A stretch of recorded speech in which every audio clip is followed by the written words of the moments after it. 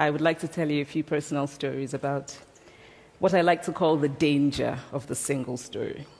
I thought about this when I left Nigeria to go to university in the United States. I was 19. My American roommate was shocked by me.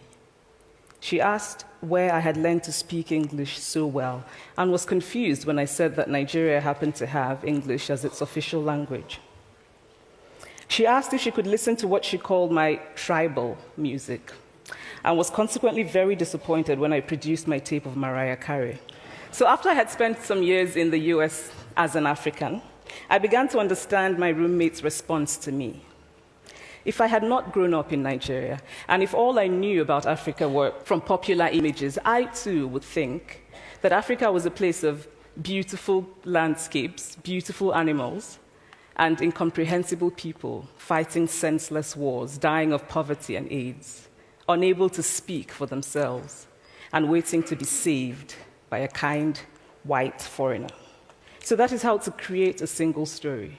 Show a people as one thing, as only one thing, over and over again, and that is what they become.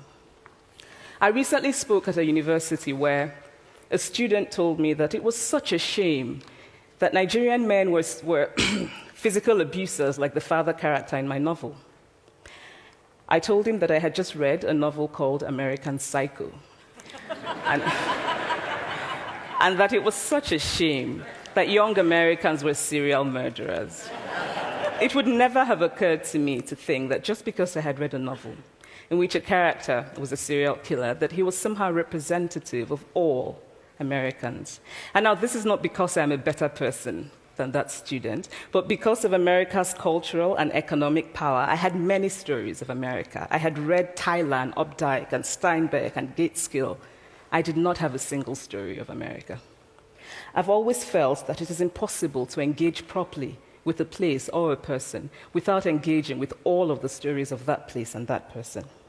The consequence of the single story is this: it robs people of dignity. It makes our recognition of our equal humanity difficult. It emphasizes how we are different rather than how we are similar. Stories matter. Many stories matter. Stories have been used to dispossess and to malign, but stories can also be used to empower and to humanize. Stories can break the dignity of a people, but stories can also repair that broken dignity.